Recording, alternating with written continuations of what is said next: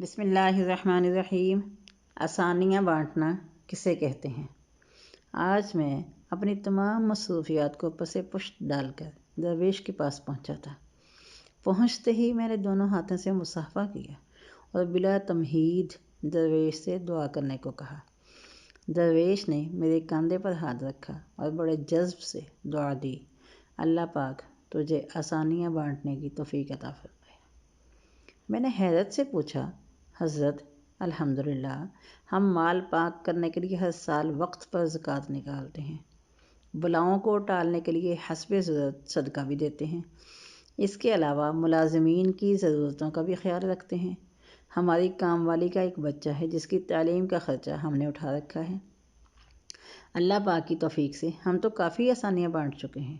درویش تھوڑا سا مسکرایا اور بڑے دھیمے اور میٹھے لہجے میں بولا، میرے بچے، سانس، پیسے، کھانا، یہ سب تو رزق کی مختلف قسمیں ہیں، اور یاد رکھو رازق اور الرزاق صرف اور صرف اللہ کی ذات ہے، تم یا کوئی اور انسان یا کوئی اور مخلوق نہیں۔ تم جو کر رہے ہو اگر یہ سب کرنا چھوڑ بھی دو تو اللہ کی ذات پہ یہ سب فقط ایک ساعت میں سب کو عطا کر سکتی ہے۔ اگر تم یہ کر رہے ہو تو اپنے اشرف المخلوقات ہونے کی ذمہ داری ادا کر رہے ہو۔ درویش نے نرمی سے میرا ہاتھ اپنے دونوں ہاتھوں میں لیا اور پھر بولا، میرے بچے آؤ میں تمہیں سمجھاؤں کہ آسانیاں بانٹنا کسے کہتے ہیں۔ کبھی کسی اداس اور مایوس انسان کے کندھے پہ ہاتھ رکھ کے پیشانی پر کوئی شکن لائے بغیر 1 گھنٹہ اس کی لمبی اور بے مقصد بات سننا آسانی ہے۔ اپنی ضمانت پر کسی بیوہ کی جوان بیٹی کے رشتے کے لیے سنجیدگی سے تگ و دو کرنا آسانی ہے۔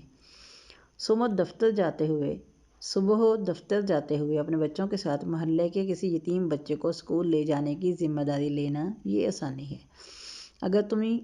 اگر تم کسی گھر کے داماد یا بہنوئی ہو تو خود کو سسرال میں خاص اور افضل نہ سمجھنا یہ بھی آسانی ہے۔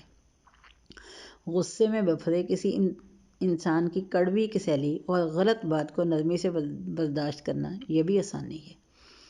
چائے کے کھوکھے والے کو اوئے کہہ کر بلانے کی بجائے بھائی یا بیٹا کہہ کر بلانا یہ بھی آسانی ہے۔ گلی محلے میں ٹھیلے والے سے بحث مباحثے سے بچ کر خریداری کرنا آسانی ہے۔ تمہارے اپنے دفتر، مارکیٹ یا فیکٹری کے چوکیدار اور کم آمدن والے ملازمین کو چھوٹا نہ سمجھنا، انہیں سلام میں پہل کرنا، دوستوں کی طرح گرم جوشی سے ملنا، کچھ دیر رک کر ان سے ان کے بچوں کا حال احوال پوچھنا یہ بھی آسانی ہے۔ ہسپتال میں اپنے مریض کے برابر والے کے بستر کے انجان مریض کے پاس بیٹھ کر اس کا حال پوچھنا اور اسے تسلی دینا یہ بھی آسانی ہے۔ ٹریفک اشارے پر تمہاری گاڑی کے آگے کھڑے شخص کو ہارن نہ دینا جس کی موٹر سائیکل بند ہو گئی ہو، سمجھو تو یہ بھی آسانی ہے۔ درویش نے شفقت سے میرے سر پر ہاتھ پھیرا اور سلسلہ کلام جاری کرتے ہوئے دوبارہ متوجہ ہوئے کہا، بیٹا جی تم آسانی پھیلانے کا کام گھر سے کیوں نہیں شروع کرتے؟ آج واپس جا کر باہر دروازے کی گھنٹی صرف ایک مرتبہ دے کر دروازہ کھلنے تک انتظار کرنا۔ آج سے باپ کی ڈانٹ ایسے سننا جیسے موبائل پر گانے سنتے ہو۔ آج سے ماں کی پہلی آواز پر جہاں کہیں ہو فوراً ان کے پاس پہنچ جایا کرنا، اب تمہیں دوسری آواز دینے کی نوبت نہ آئے۔ بہن کی ضرورت اور اس کے تقاضے بغیر کسی شکایت کے پورے کرنا۔ آئندہ سے بیوی کی غلطی پر سب کے سامنے اس کو ڈانٹ ڈپٹ مت کرنا۔ سالن اچھا نہ لگے تو دسترخوان پر حرف شکایت بلند نہ کرنا۔ کبھی کپڑے ٹھیک استری نہ ہو تو خود استری کر لینا۔ میرے بیٹے ایک بات یاد رکھنا، زندگی تمہاری محتاج نہیں، تم زندگی کے محتاج ہو۔ منزل کی فکر چھوڑو، اپنا اور دوسروں کا راستہ آسان بناؤ، انشاءاللہ منزل خود مل جائے گی۔